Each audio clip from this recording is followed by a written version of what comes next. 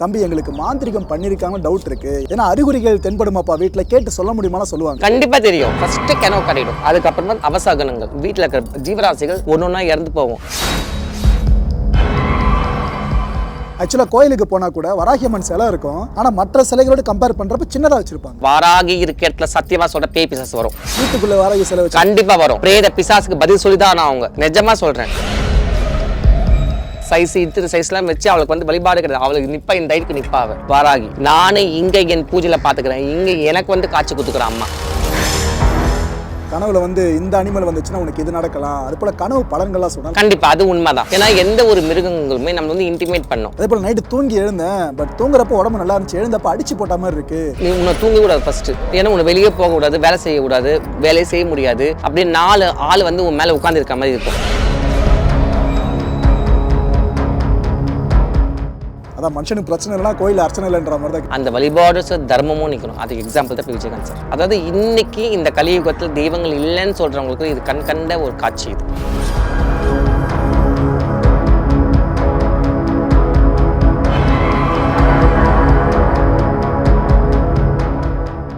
இது எங்களுக்கே நிறைய பேர் வந்து ஃபோன் பண்ணி கேட்பாங்க, இது இப்போ நாங்கள் ஸ்பிரிச்சுவலாக எதனா போயிட்டு வந்தோம்னாக்கா, தம்பி எங்களுக்கு மாந்திரிகம் பண்ணியிருக்காங்க டவுட் இருக்குது, எங்கள் வீட்டில் ஏவல் எதனா பண்ணியிருக்காங்க டவுட் இருக்குது, தொடர்ந்து நிறைய பிரச்சனைகளை சந்திச்சுட்டு இருக்கோம், என்னென்னு தெரியலப்பா, ஏன்னா அறிகுறிகள் தென்படுமாப்பா வீட்டில் கேட்டு சொல்ல முடியுமான்னு சொல்லுவாங்க.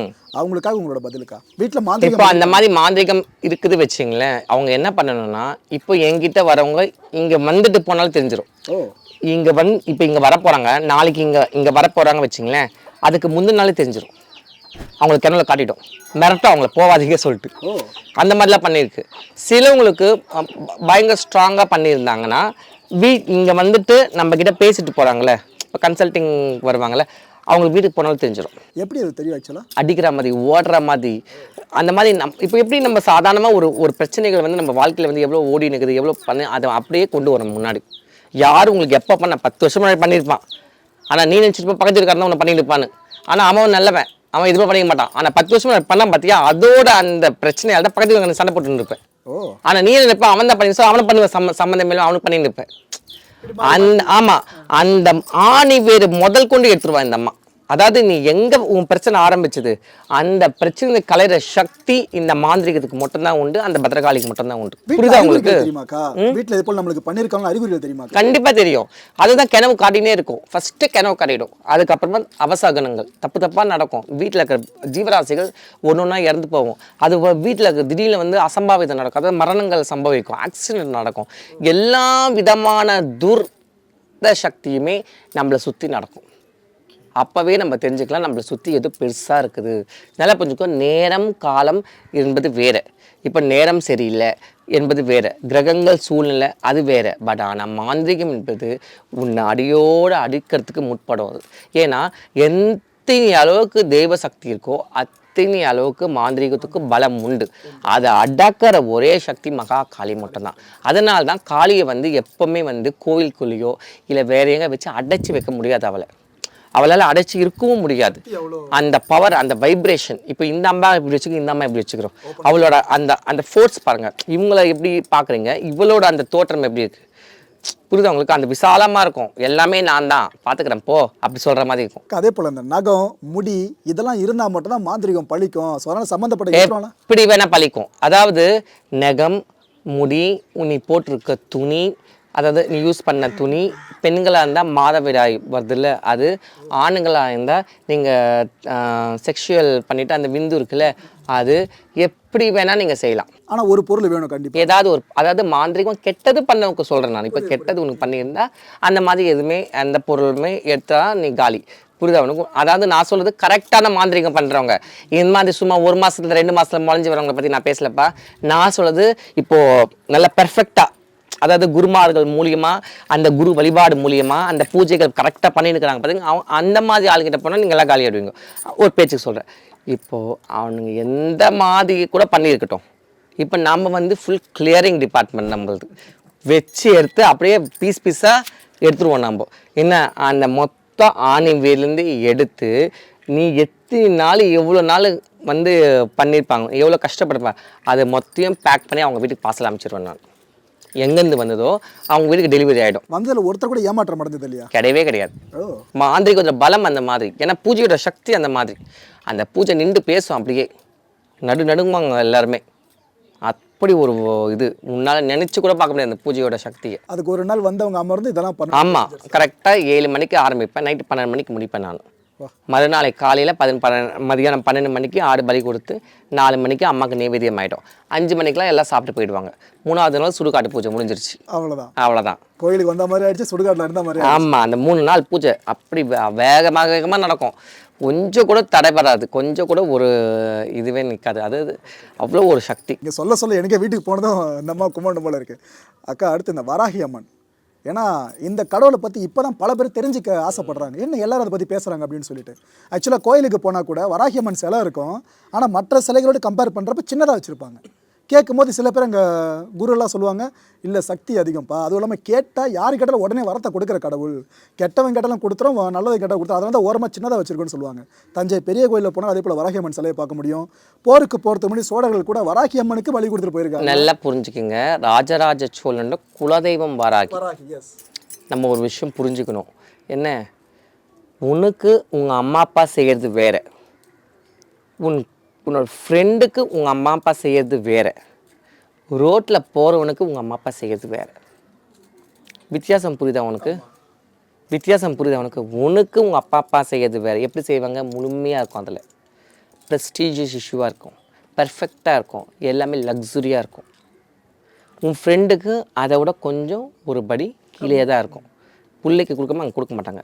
அதேமாதிரி ரோட்டில் போகிறவங்களுக்கு இந்தாப்பா என்னமோ கிடச்சது கொடுப்பாங்க. வித்தியாசம் புரியுதா? இப்போ அந்த பையனுக்கு மட்டும் அவங்க அம்மா அப்பா அப்படி செஞ்சாங்களே, எனக்கும் நீங்கள் அப்படி பண்ணணும்னு நினச்சா கொடுக்க மாட்டாங்க. அதுதான், அது மகா முட்டாள்தனம். நல்லா புரிஞ்சுக்கிங்க.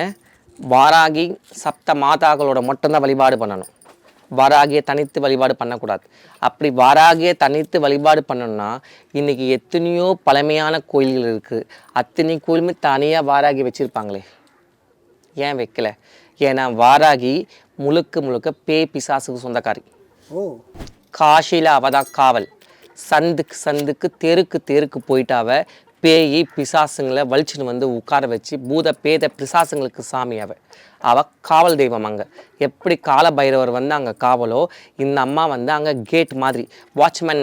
நேபாள்காரங்களாம் அந்த காலத்தில் பார்த்துக்கிங்களா, நம்ம சந்தை வந்து தட்டிக்கிட்டே வருவாங்களே கூர்க்கா, அந்த மாதிரி அந்த அம்மா அங்கே காஷியில். இது நிறைய பேருக்கு தெரியாது. ஏன் இன்னொரு விஷயம் சொல்கிறேன், இவ்வளோ பேசுகிறாங்களே, எல்லாரும் காஷிக்கு அனுப்பு.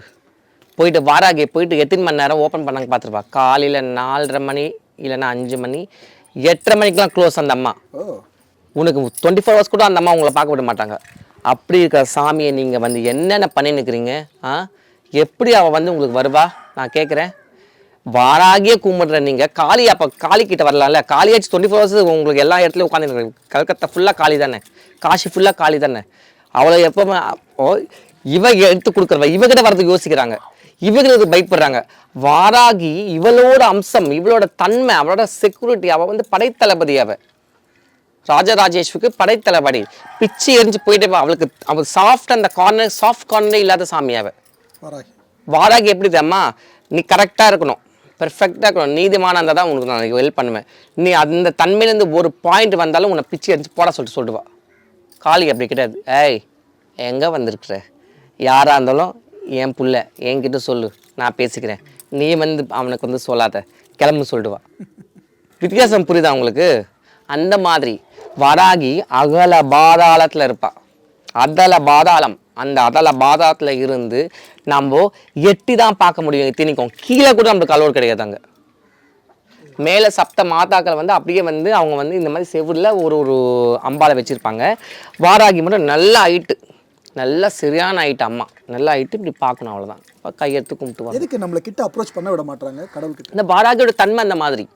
அந்த வராகியோட தன்மை வராகி வந்து எப்படின்னா, எப்படி வராக பெருமாளோட அவதாரம். அந்த வராக பெருமாள் என்ன பண்ணார்? பூமாதேவி வந்து நரகாசுரன் வந்து பூமாதேவி இந்த பூமியை வந்து எடுத்துகிட்டு போகிறப்போ அந்த நரகாசுரனை வதம் பண்ணிவிட்டு அந்த பூமியை வந்து திருப்பி வந்து இது பண்ணுவார்.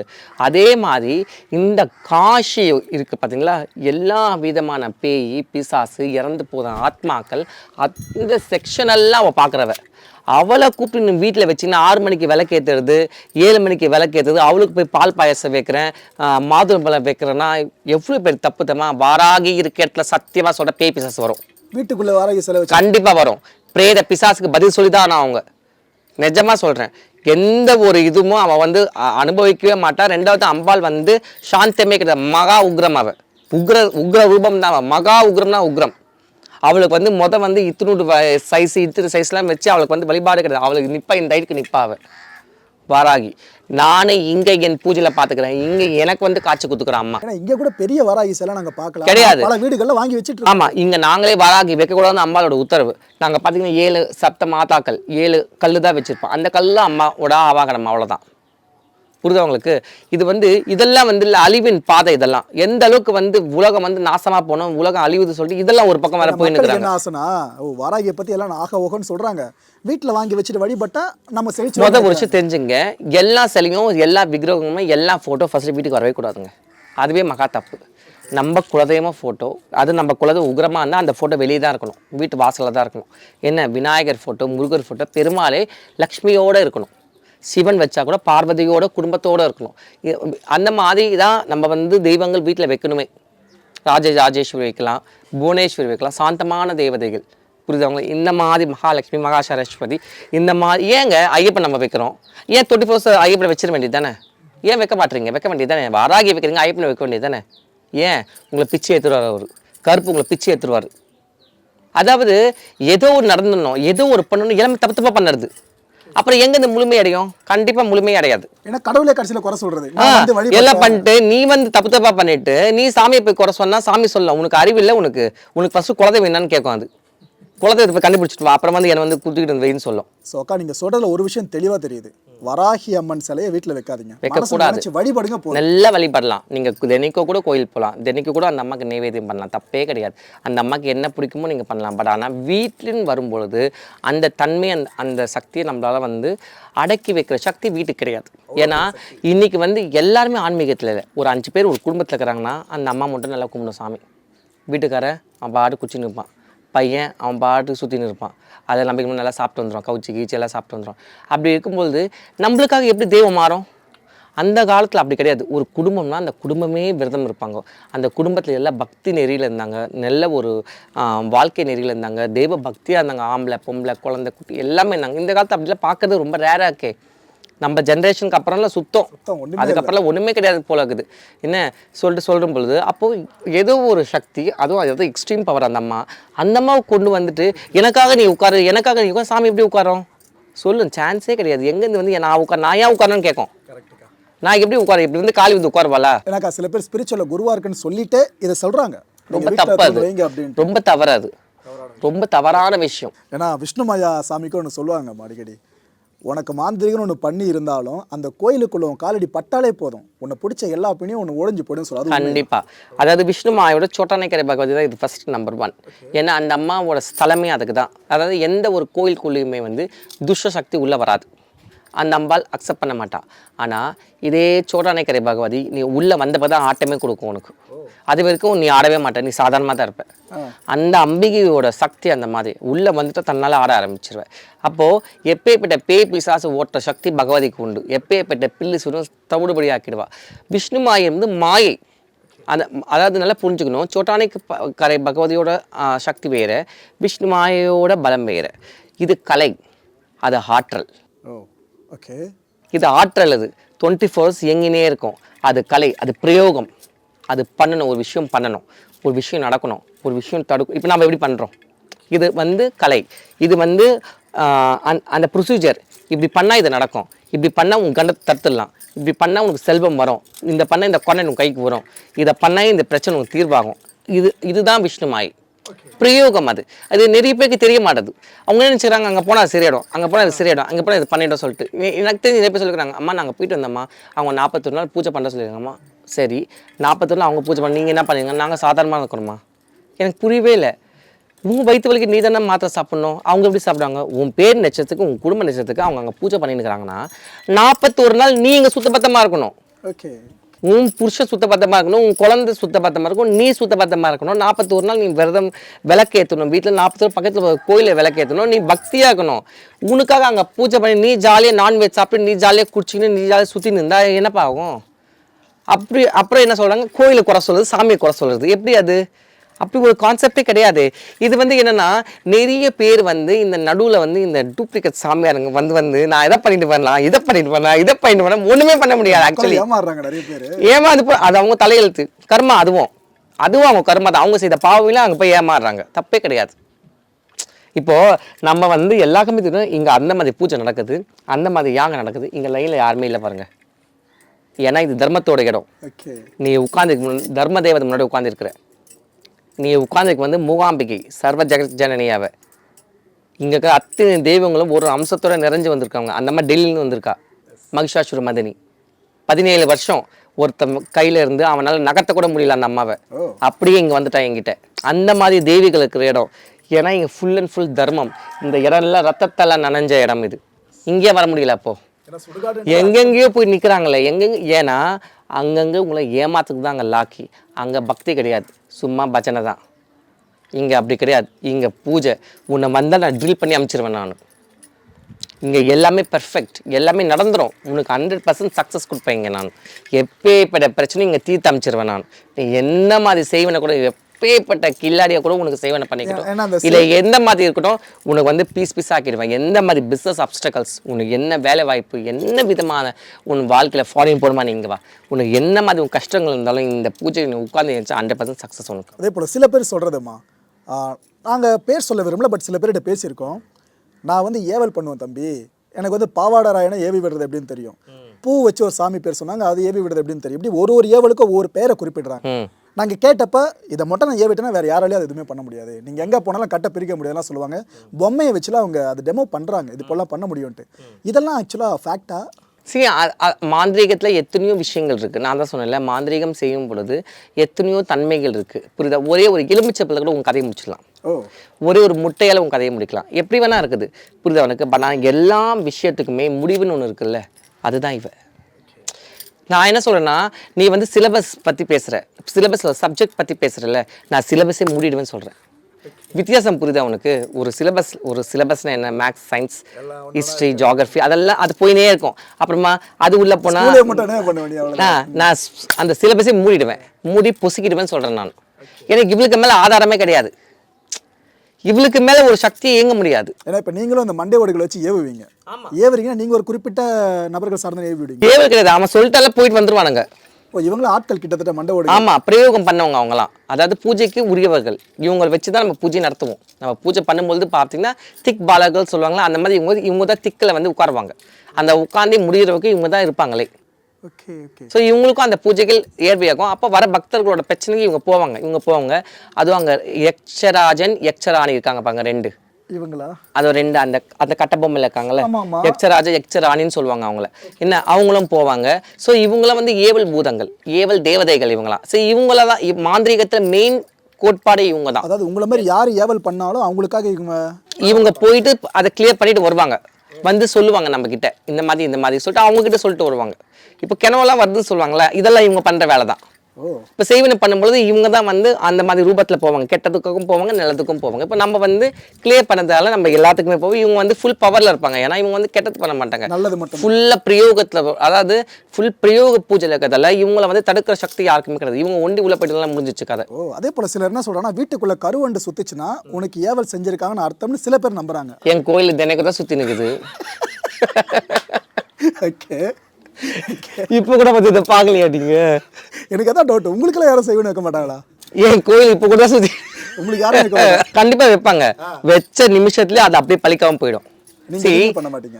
நம்ம ஏன் பண்ண போறோம்? நம்ம மறு பூஜையில உட்காருமே, அதுலயே அடிச்சு தூக்கி அடிச்சிடும். இப்போ பொருளை வச்சு சண்டை போடுறாங்க, கத்தி கத்தினா ஓகே, 2 பக்கம் கத்தி. அதே மாதிரி மாந்திரிகம் என்பது எனக்கு நிறைய பேர் பண்ணிட்டு தான் இருப்பாங்க. ஆனா அது கிட்ட வராது. அது வரும், அங்கிருந்து வரும், இங்கெல்லாம் பார்த்துட்டு ஓடிட்டோம். ஐயோ எங்கிருந்து எங்க மாட்டி விட்டுறீங்க என்ன, ஐயோ பாப்பா வா வா, இந்த பிச்சு எடுத்துரும். இந்த எந்திரம் ஒன்று வச்சிருக்கீங்களா, ஆக்சுவலா எதுக்கு அது? இது மகா காளியோட யந்திரம். அந்த அம்மாவோட பேர் இதெல்லாம் போட்டு ஓம்லாம் போட்டு வச்சு வைப்போம். எப்போ வந்து பிராண பிரதிஷ்டை சொல்லுவோம். அதாவது வந்து ஒரு கோயில் கட்டி கட்டி முழுமை அடைஞ்சு தான் கும்பாபிஷேகம் பண்ணுவாங்கல்ல, அதுதான் வந்து மெயின் பிரதிஷ்டை. இப்போ பிராண பிரதிஷ்டை வந்து தெய்வத்தை வந்து நம்ம வந்து இப்போதைக்கு இதில் வச்சுருக்கிறோம். அதாவது நம்ம இன்னும் கோயில் கட்டலை, ஏன்னா அம்பாள் வந்து உத்தரவு கொடுக்கல எங்களுக்கு. இந்த மாதிரி ஓலையில் தான் வைக்கணும்னு சொல்லிட்டு அம்பாளோட உத்தரவு. ஏன்னா நிறைய சக்தி வாய்ந்த தெய்வங்கள் பார்த்தீங்கன்னா, ஃபார் எக்ஸாம்பிள் பெரியபாளையம் பார்த்தீங்கன்னா, அதே மாதிரி காட்டு செலியம்மன் பார்த்தீங்கன்னா, மயிலாப்பூர் முண்டகனியம்மன் பார்த்தீங்கன்னா, இவங்களாம் இன்னிக்கும் வந்து அந்த ஓலை குடிசல் தான் இருக்கிறாங்க. பெரியபாளையம்னே இப்போ தான் வந்து ஓலை குடிசல் வந்து கொஞ்ச நாளுக்கு முன்னாடி தான் கோபுரம் கட்டியிருக்காங்களே. ஸோ அதனால் அம்பாள் எப்போ உத்தரவு தராலோ அது வரைக்கும் நாங்கள் வந்து பூஜைக்கு நடந்துட்டு தான் இருக்கோம். கண்டிப்பாக நீங்கள் பெருசாக பண்ணணும், எங்களுக்கு அது பெரிய ஆசை. கண்டிப்பாக. அதே போல் இந்த கனவுகள் சார்ந்த ஒரு சில விஷயங்கள், கனவுல வந்து இந்த அனிமல் வந்துச்சுன்னா உனக்கு இது நடக்கலாம், அது போல கனவு பலன்கள்லாம் சொன்னா கண்டிப்பா அது உண்மைதான். ஏன்னா எந்த ஒரு மிருகங்களுமே நம்ம வந்து இன்டிமேட் பண்ணோம் அந்த மிருக இதுல வந்து. ஸோ நம்ம வந்து அதை வந்து கரெக்டான ஆள்கிட்ட நம்ம கேட்டால் நம்ம சொல்லிட்டு போங்க, அதுக்கேற்ற மாதிரி பரிகாரங்கள் பண்ணிக்கலாம். ஓ, அதுவும் இப்போ உண்மைதான், பலன்கள்ன்ற ஒரு விஷயமும் கிட்டத்தட்ட உண்மைதான் அது. அதே போல் நைட்டு தூங்கி எழுந்தேன், பட் தூங்குறப்போ உடம்பு நல்லா இருந்துச்சு, எழுந்தப்போ அடிச்சு போட்ட மாதிரி இருக்கு, என் வீட்டில் பேய் சுத்ததும் பயமா இருக்கலாம் சில பேர் சொல்லுவாங்க. அது வந்து தூங்குறப்போ இல்லை, நீ உன்னை தூங்கக்கூடாது ஃபர்ஸ்ட்.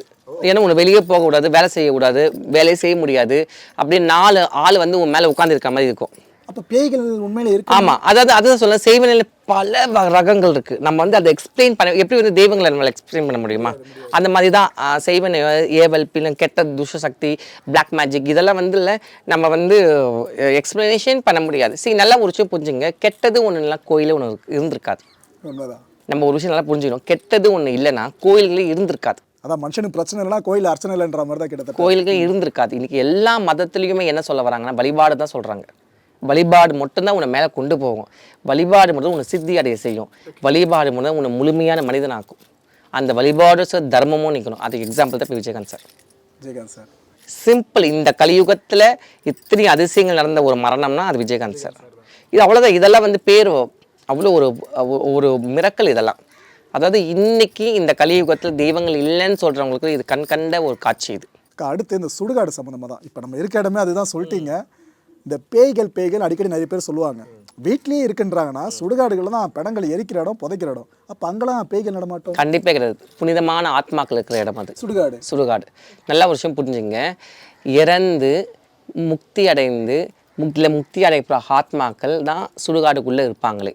அகால மரணம், ஆக்சிடென்ட் ஆனவங்க, தூக்கு மாற்றங்கள், இந்த மாதிரி வந்து செய்வினையால் அவஸ்தைப்படுற அந்த துர் ஆத்மாக்கள் உள்ளே போக அலோவ் பண்ண மாட்டா அம்மா. ஏன்னா உள்ளே காளி நிற்கிற இடம், காவலுக்கு ஹரிச்சந்திரன் நிற்கிற இடம், சிவன் இருக்கிற இடம், காலபைரவர் இருக்கிற இடம் அது. அதனால தான் வந்து காசியில் வந்து பிரயோகம் பண்ணுற அந்த பிணங்கள் உள்ளே போகிறாங்க பார்த்தீங்களா, அந்த பிணங்களுக்கு வந்து இறந்த பிறகு முக்தி அங்கே. ஓகே, இறந்தால் முக்தி அங்கே. ஏன்னா நீ இறந்த பிறகு தான் உன் ஆத்ம சரீரம் உன் பாடியிலேருந்து வெளியே வருமே. அதனால தான் அதுக்கு இவ்வளோ மகத்துவம். சின்ன எக்ஸாம்பிள் சொல்கிறேன்னே, இப்போ காசியில் எடுத்துக்கிட்டிங்கன்னா பிணம் அங்கே எரியும், பிணம் இங்கே இருக்கும். அதே கங்கையில் தான் குளிச்சு நம்ம போகணும். அதே சாம்பலை தான் தினைக்கும் நைட்டு 12 மணிக்கு சிவனுக்கு போடுவாங்க. அதே சாம்பல் தான் அகோரிகளும் விட்டுக்குவாங்க, நாமளும் விட்டுக்கணும். அதே பிணத்தை தான் அம்மாவுக்கு நைவேத்தியம் பண்ணுவாங்க. இந்த அம்மாவை நீங்கள் இங்கே பார்த்துக்குங்க, எப்போது உங்களுக்கு காசிக்கு போனால் நீங்கள் பார்ப்பீங்க, அங்கே லைனாக இருப்பாங்க இந்த அம்மா, அகோரிகள் வச்சுருப்பாங்க அங்கே. அப்படியே இதே அம்மா தான் வச்சுருப்பாங்க, இதே அம்மா தான். நீங்கள் மாற்றி எடுத்துக்கலாம், கொஞ்சம் கூட மாற்றமே இருக்காது. சேம் அம்மா தான். நீங்கள் நான் உங்களுக்கு ஃபோட்டோ கூட இதே மாதிரி தான் இருப்பா, கொஞ்சம் கூட மாற்றம் இல்லாமல் இதே திருமேனியில் தான் இருப்பா. ஆக்ரோஷமும் அழகும் சேர்ந்த மாதிரி இருக்கு. ஆமாம், அங்கே பாருங்க, அந்த முகத்தை பார்த்தாலே 1000 கஷ்டங்களை தீர்த்துருவா. ஏன்னா சிவபெருமானுக்கு அப்புறம் நெற்றிக்கண்ணு இங்கே தான். ஆமாம், அந்த கண்ணு பாருங்க எவ்வளோ ஒளி, அந்த தேஜஸ், அந்த முகம் பாருங்க, அந்த வாய், அந்த கருணையே வடிவானவன், அந்த முகமே பாருங்க எவ்வளோ ஒரு கருணை. அப்படி புகழ்ந்துங்கன்னே போகலாம் இந்த அம்மாவை. எனக்கு பார்க்குறதுக்கு அவ்வளோ சந்தோஷமா இருக்கு. ஆனால் கழுத்தில் போட்டிருக்காங்களே அது முண்டு மாலை. அதாவது ஏன் அந்த முண்டு மாலைனா, எப்பவுமே வந்து இல்லை கடவுள் வந்து நம்மளுக்கு சொல்லினே இருப்பாங்க, இங்கே பார், நீ கடைசியில் செத்தா இதுக்குள்ளே தான் போகிற, நீ கடைசியில் செத்தா இதுதான். அதனால நீ உயிரோடு இருக்க சொல்ல எல்லாம் நல்லது பண்ணிக்கோ, நல்லா இரு, சந்தோஷமாக மற்றவங்க நல்லது பண்ணு, பெற்ற தாய் தகப்பன் நல்லது பண்ணு, கட்டின மனைவிக்கு உண்மையாக இரு, குழந்தைகிட்ட உனக்கு என்ன பண்ணுவோம், உங்கள் அக்கா தங்கச்சி நல்லது பண்ணு. அதை இன்டிமேட் தான் அம்பாள் பண்ணுறா. நீ நாளைக்கு இதான், இன்னைக்கு கிடையாது, நீ நாளைக்கு இதான். அதனால வாழ்க்கை உனக்கு நான் வந்து உனக்கு கொடுத்துக்கிற பிச்சை, அந்த பிச்சையை சரியாக செஞ்சுக்கும், சரியாக எடுத்துக்கும், நல்ல பலனாயிரு, சந்தோஷமாயிரு. அதாவது இந்த உலக இருக்கிற எல்லா ஸ்பீஷியஸுமே இறைவனால் படைக்கப்பட்டது. அந்த ஸ்பீஷியோட ஒன் ஆஃப் த ஸ்பீஷியஸ் தான் நாமும். நம்ம அதோடு ஒன்றி தான் வாழ கற்றுக்கணுமே தவிர்த்து அதை அழிச்சோ அதை ஓவர்டேக் பண்ணி நம்ம வாழக்கூடாது. அப்படி பண்ணும் பொழுது அந்த வாயில்லாத ஜீவராசிகள் கேட்காது, பஞ்சபூதங்கள் கேட்கும், நவ கிரகங்கள் கேட்கும். அதுதான் இப்போ கேட்டு நிற்குது, நம்ம பதில் சொல்ல முடியாமல் திணறி நிற்கிறோம். அக்கா அடுத்து சாமி சிலை சார்ந்த ஒரு விஷயம் தான்க்கா. ஒரு சாமியும் மூலவர் நிற்கிறாங்களே, அவங்க நின்று பார்க்குற இடம் சாதாரண இடமா இருக்காது. உதாரணத்துக்கு பழனிமலை முருகன், அவர் நின்று பார்க்குற இடம் கேரள மலைன்னு சொல்லுவாங்க. ஸோ இது போல் ஒவ்வொரு சுவாமி விக்கிரமும் பார்க்குற இடத்துக்கு ஏதாவது அர்த்தம் இருக்காக்கா? அதுதான் சொன்னேனே, இப்போ துர்க்கையும் காளியும் வடக்கு பார்க்க நிற்கிறாங்க. வடக்கு என்ன பக்கம்? இமயமலை, காஷி. அதுதான் சொல்கிறேன். ஸோ ஒரு தெய்வங்களுக்குமே அது கனெக்ஷன் உண்டு. நம்ம மனிதர்கள் நம்ம வந்து அவங்களோட கம்பேர் பண்ண, அதுதான் சொல்கிறேன். பார்க்குறவங்க அவளை சிலையாக பார்த்தா அவள் சிலை தான், அவள் கருங்கல் தான். ஆனால் பார்க்குறவங்களுக்கு உயிரோட்ட தெய்வம். அதனால தான் வந்து கேரளா இன்னைக்கு வந்து மாந்திரிகம் மட்டும் இல்லை, காட்ஸ் ஓன் கண்ட்ரி சொல்கிறாங்க. ஏன்னா அங்கே சுவாமியை சிலையாக பார்க்க மாட்டாங்க, உயிரோட்ட தேவியாக பார்ப்பாங்க. பகவதியெல்லாம் சொல்லவே முடியாதுப்பா, சர்வேஸ்வரி, சர்வசக்தி படைச்சவ. இன்றைக்கும் கொடுங்கலூர் பத்ரகாளிக்கு நைவேத்தியம் வந்து மனிதனோட ரத்தம். இன்னைக்கும் மனிதனோட ரத்தம். அது எப்படி வருஷத்தில் வந்து 10 நாள் திருவிழா நடக்கும் அந்த அம்மாவுக்கு. அந்த இடப்போ அந்த கத்தி இருக்குது பார்த்தீங்களா, அந்த இதோ வச்சுக்கிறேன்னு, இதெல்லாம் அங்கேருந்து வந்தது தான். அப்போது அவங்க வந்து என்ன பண்ணுவாங்க, சாமியார்கிட்டே வந்து அந்த அம்மா முன்னாடி அடிச்சுக்குவாங்க, பட்டு இந்த இடத்துல அடிச்சுக்குவாங்க, அப்படியே ஊற்றும். அதனால தான் அங்கே வந்து இன்றைக்கும் வந்து அந்த அம்மாவுக்கு டைல்ஸ் போடல, இந்த மாதிரி மண்ணு தான் வச்சுக்கிறாங்க. அந்த மண்ணில் வந்து அந்த ரத்தம் விழும். அப்போது எத்தனை உக்ரமான தேவி, அதாவது பரசுராம பிரதிஷ்டை பண்ண கோவில், அது சாதாரண விஷயம் கிடையாது. மந்திரத்தின் உச்சக்கட்டம்னா சோட்டானிக்கரை பகவதி, எப்படியோ கொடுங்கலூர் பத்ரகாளி மாந்திரிகத்துக்கு பலம் வாய்ந்த தேவி. அந்த 2 தேவி வழிபடுறவன் நான். அப்போ எவ்வளோ சக்தி இங்கே இருக்குது, எத்தனை பலம் இங்கே இருக்கோ, எத்தனை மாந்திரிகத்தை நான் உடச்சிருப்பேன், எத்தனை கட்டு பிச்சு உடைப்பேன். இன்றைக்கி உலகம் ஃபுல்லாக என்னோடய பூஜை நடந்து நிற்குது. உலகம் ஃபுல்லாக வேர்ல்டு வைடு இங்கேருந்து நான் பண்ணி நிற்கலாம் சாதாரண விஷயம் கிடையாது. எத்தனையோ பேரோட வாழ்க்கையில் வந்து நம்ம வந்து ஒளியேற்றி வச்சுக்கிறான்னா அந்த மாந்திரிகத்தோட பலம் என்னென்னு இந்த கலியுகத்தில் அம்பாள் வந்து என் மூலியமாக காட்டுறதான் நான் நினச்சிக்கிறேன். அவ்வளோதான் வந்து என்னுடைய அந்த வாழ்க்கையெல்லாம் விட்டுட்டு இந்த வாழ்க்கையில் வர சொல்லிட்டா போல இருக்குது. நான் வந்து எக்ஸ்ட்ரீம் டு த கோர் போயிட்டேன். அதாவது எப்படி வந்து அகோரிகள் தான் லாஸ்ட்டு இந்த பக்கம் பார்த்தீங்கன்னா கேரளா தான் லாஸ்ட்டு. இது 2மே நான் போயிட்டு வந்துட்டேன். இப்போ எனக்கு 2 அம்மாவும் இருக்கிறாங்க. அந்த பக்கம் பார்த்தீங்கன்னா மூகாம்பிகை பகவதி காளி, இந்த பக்கம் பத்ரகாளி, 2மே எனக்கு. அதே நம்ம மாந்திரிகம் தாந்திரிகனால எல்லாம் கேரளா கிளம்பி போயிடுறாங்க. ஏன்னா அங்கே வந்து எப்படி தெரியுமாப்பா, அந்த மண்ணோட பலம் அந்த மாதிரி எல்லாமே அங்கே ரிவர்ஸாக பண்ணுவாங்க. இப்போ நம்ம வந்து சாமிக்கு நைவேத்தியம் பண்ணிட்டு என்ன பண்ணுவோம், அந்த இதை மூடி வச்சிருவோம். அவங்க என்ன பண்ணுவாங்க, கவுத்திடுவாங்க. அப்படியே நம்ம அப்படி கவுத்த மாட்டோம், அந்த பாத்திரத்தை அப்படி கவுத்திடுவாங்க. அதே மாதிரி அங்கே இப்போ நம்ம வந்து நம்ம கோயிலில் பார்த்தீங்கன்னா உள்ள வந்து ரத்தம் நைவேத்தியம் பண்ண மாட்டேன். அங்கே கோயிலுக்குள்ளேயே குருதி நைவேத்தியம் பண்ணுவாங்க. அது ரத்தத்துக்கு பதில். அந்த குருதி பண்ணுவாங்க. அப்போ அது குருதி, அதாவது அதுக்கு பதில் தான் இதுன்னு சொல்கிறாங்க. ஸோ அந்த மாதிரி எல்லாமே வந்து மாந்திரீகத்தோட சம்மந்தப்பட்டது. ஏன்னா அங்கே பரசுராமர் வந்து பிரதிஷ்டை பண்ணதால் அந்த கோரம் இன்னும் அப்படியே இருக்குது. சரி, பரசுராமர் என்ன பண்ணார் தெரியும்ல உங்களுக்கு, அந்த ராஜாக்களையே துண்டு துண்டாக ஆக்கிட்டு வந்தார் அவர். அவங்க அப்பா அம்மா அவங்க வந்து கொலை பண்ணிட்டாங்கன்னு சொல்லிட்டு துண்டு துண்டாக ஆகி அந்த ரத்தத்தை ஓட விட்ட இடம் அது. 2வது தேவதைகள்லாம் வந்து அதர்வனத்தோட ஏடு அங்கே விழுந்திருக்குன்னு சொல்கிறாங்க. அதனால தான் வந்து மாந்திரீகத்துக்கு தலைவி சோட்டானிக்கரை பகவதி. இன்னி வரைக்கும் அந்த அம்மாவோட கீழ்ப்பகுதி என்னன்னு யாருக்குமே தெரியாது. சிலையா? அப்படிதான் சிலையே கிடையாது அந்த அம்மாவுக்கு. ஆக்சுவலி ஃபஸ்ட்டு பகவதிக்கு சிலையே கிடையாது. ருத்ராட்சம் போட்டிருக்கோம் பார்த்தீங்களா, அந்த ருத்ராட்சத்தால் பூமியிலேருந்து பிறந்து வந்த சிலை கிடையாது. அப்படியே இப்போ சிவலிங்கம் எப்படி இருக்கும், இவ்வளோ பெருசாக ஃபுல்லாக ருத்ராட்சாலையே இருக்கும். ருத்ராட்சாலையே ஒரு லிங்கம், அவ்வளோதான். அது மேலே தங்க கவசம் போட்டிருப்பாங்க. அம்பாள் வந்து இவ்வளோ தூரம் வந்து தங்கம் கவசம் போட்டிருப்பாங்க, அவ்வளோதான். பகவதி அம்மான்னு சொல்கிறோம், பட் அந்த பெண் ரூபம் கிடையாது அவளுக்கு கிடையாது, ரூபம் கிடையாது. இன்னி வரைக்கும் அந்த அம்மாவுக்கு இடுப்புக்கு கீழே என்ன இருக்கு, என்ன வாகனம் இருக்கு, அம்பாள் உட்கார்ந்து இருப்பாள், நின்று இருப்பாள், சப்பலாங்கால போட்டிருப்பாள், யாருக்குமே எதுவுமே தெரியாது. ஆனால் உலகம் முழுக்க அந்த கோயிலுக்கு வந்துட்டு இருக்காங்க. உலகம் ஃபுல்லாக இயக்கி வச்சுருக்கிறா. இன்னைக்கு மாந்திரீகம் இன்னைக்கு தலைச்சி ஒட்டிக்கு வச்சிருக்கான்னா அது பகவதியால் மட்டும்தான். இல்லைன்னா மாந்திரீக சக்தி இன்னைக்கு நம்மள எல்லாம் வெண்டு எங்கேயோ போயிடும். அதை தடுத்து ஆட்கொன்ற பகவதியாவை. மாந்திரிகத்துக்கு அவ்வளோ பவர் இருக்கு, அவ்வளோ பவர்ஃபுல். எந்த எக்ஸ்ட்ரீம் வேணால் போவோம். அது வி கேனாட் இமேஜின், நம்ம காண்ட் ஈவன் இமேஜின், எப்படி சொல்லி அடிக்கும். அதுக்குரிய பிரயோகங்கள், அதுக்குரிய பரிகாரங்கள், அதுக்குரிய பூஜைகள், அதுக்குரிய குருமார்கள் இருந்தால் மட்டும்தான். ஃபஸ்ட்டு அதுக்குரிய தேவதைகள் இருக்கணும், அதுக்குள்ளே தேவிகள் உட்காரணும், அந்த பூஜைக்கு உட்காரணும் அம்பிகை. அப்போ தான் அது எங்குதுன்னு அர்த்தம். எனக்கெல்லாம் இன்றைக்கெல்லாம் வந்து பார்க்குறப்போ ஒரே ஆச்சரியமாக இருக்குது. என்ன இஷ்டத்துக்கு அவனுங்க பாட்டு பாவம். அது ஏமாந்த மக்கள் என்ன பண்ணுவாங்க, அங்கே போய் ஏமாத்த செய்யும், ஒன்றும் பண்ண முடியாது. அது அவங்க தலையெழுத்து, அவ்வளோதான் ஃபேட். அவங்க பண்ண அந்த பாவத்துக்கு அது வந்து அது அங்கே போய் படுகொலை உழுறாங்களா, அது தண்டனை அவங்களுக்கு. ஒன்றுமே பண்ண முடியாது. மக்களாக பார்த்து அவங்களுக்கு தெரியணும் ஃபஸ்ட்டு, அங்கே போகிறோமா, அவங்க என்ன பண்ணுறாங்க, பூஜை பண்ணுறாங்களா. ஒரு பூஜைக்கு தான் நம்ம காசு கட்டுறோம் எப்போவுமே, இப்போ ஒரு கோவிலில் சண்டி யாகம் நடக்குது. இப்போ மூகாம்பிகை பார்த்தீங்கன்னா அவளே உக்ரதேவி. 365 நாளுமே சண்டி யாகம் நடந்துனே இருக்குது. அப்போ அந்த யாகத்துக்கு தான் அங்கே பலம் இருக்கு. நீ அந்த யாகத்துக்கு போனால் தான் உனக்கு பலன் கிடைக்கும். உனக்கு என்ன தேவையோ அதை செய்வா அம்பாள். அதுக்காக வந்து உனக்கு சும்மா உட்கார வைப்பாங்களா யாகத்தில்? இப்போ மூகாம்பிகை கோயில் போனால் கிட்டத்தட்ட 10 வருஷத்துக்கு புக் ஆகிக்குது அந்த யாகம். இதே சோட்டனைக்கரை அம்மா கிட்ட போனீங்கன்னா 15 வருஷத்துக்கும் அந்த குருதி பூஜை புக் ஆகிக்குது. புரியுதா உங்களுக்கு? உங்களால் போகவே முடியாது, அங்கேயே தடுத்துச்சு உங்களை. அப்பா இங்கே நம்ம அதே பூஜை தான் பண்ணுறோம். இத்தனைக்கும் நம்ம ரத்தம் நைவேத்தியம் இங்கே. அப்போ இதுக்கு எத்தனை சக்தி இருக்கும், எத்தனை மகத்துவம் இருக்கும். அந்த தேவிகள்லாம் இங்கே உட்காந்துருக்குறோன்னா அவங்களுக்கு எவ்வளோ சக்தி, எனக்கு எவ்வளோ பெருமை எங்கள் அம்மா வச்சுருக்கேன்னு சொல்லிட்டு. அதாவது கடவுள் இல்லைன்னு சொல்கிறவங்கெல்லாம் ஒரு பக்கம் இருக்கட்டும், ஆனால் கடவுள் இருக்குன்னு சொல்லி வழிபடுறவங்களுக்கு பின்னாடி இவ்வளோ பெரிய நம்பிக்கை இருக்க தான் செய்யுது. ஆமாம், ஓகே. அந்த நம்பிக்கை கரெக்டாக அவங்க பயன்படுத்திக்கணும்னு சொல்ல வரேன், அவ்வளோதான். இந்த ஒரு நேர்காணல் மூலமாக பல விஷயங்கள் நீங்கள் போட்டு உடச்சிருக்கீங்க, எது ஃபேக்கு எது ஃபேக்ட்டுன்னு சொல்லிட்டு. இந்த ஷோ முடிச்ச கையோட எங்களுக்கே அம்பாளை பூஜிக்கணுன்ற ஒரு பெரிய ஆசையாக வருதுக்கா. உங்கள் மூலமாக எங்களுக்கு அது கண்டிப்பாக நிகழ்ச்சியில் கலந்துக்கிட்டு எல்லாருக்கும் கிளியர் கட்டாக ஒரு விஷயம் கொடுத்தவங்களுக்கு மிக்க நன்றி அக்கா. நன்றி.